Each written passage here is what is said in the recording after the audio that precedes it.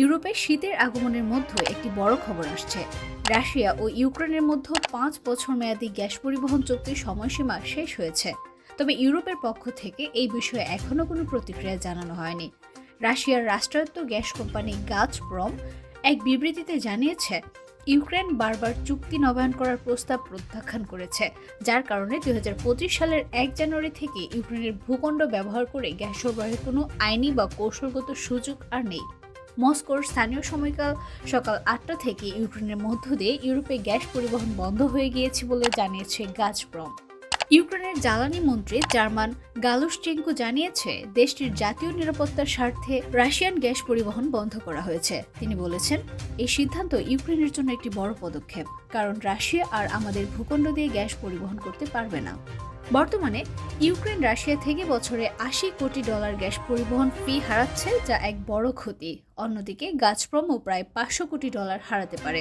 2014 সালে রাশিয়া যখন ইউক্রেনের ক্রিমিয়া অঞ্চল দখল করে নেয়, তখন থেকে দুই দেশের মধ্যে সম্পর্ক সংকটময় হয়ে ওঠে এবং তারপর থেকে ইউক্রেন রাশিয়া থেকে গ্যাস কেনা বন্ধ করে দেয়।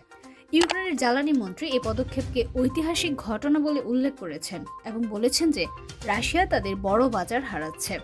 এদিকে গত বছর রাশিয়া ও ইউক্রেনের মধ্যে যুদ্ধ শুরু হওয়ার পর গ্যাসের প্রবাহ বন্ধ হওয়ার আশঙ্কা আরও বেড়ে গিয়েছিল। তবে ইউক্রেন চুক্তির মেয়াদ বাড়ানোর কোনো চেষ্টা করেনি। রাশিয়া সাধারণত তার গ্যাস রপ্তানির অর্ধেক ইউক্রেনের মাধ্যমে ইউরোপে সরবরাহ করে থাকে। ইউক্রেনের ভূখণ্ড দিয়ে গ্যাস পরিবহন বন্ধ হয়ে যাওয়ার প্রভাব বেশ বড় হতে পারে এবং তা ইউরোপে গ্যাস সরবরাহে এক নতুন সংকট সৃষ্টি করবে। এই ঘটনা ইউরোপের গ্যাস সরবরাহে এক বড় ধরনের চ্যালেঞ্জের সৃষ্টি করেছে এবং ইউরোপীয় দেশগুলো এখন বিকল্প উৎস খুঁজে বের করার তৎপরতা শুরু করেছে। রাশিয়া ও ইউক্রেনের মধ্যে যদি নতুন কোনো চুক্তি না হয়, তবে ইউরোপে গ্যাস সরবরাহের এই সংকট আরও দীর্ঘমেয়াদী হতে পারে। আগামী মাসগুলোতে ইউরোপে গ্যাসের দাম কেমন ওঠানামা করবে এবং এই সংকটকে কিভাবে মোকাবেলা করা হবে তা এখনই বলা কঠিন। তবে ধারণা করা হচ্ছে এটি ভবিষ্যতে বিশ্বের অর্থনীতি এবং জ্বালানি বাজারে ব্যাপক প্রভাব ফেলবে।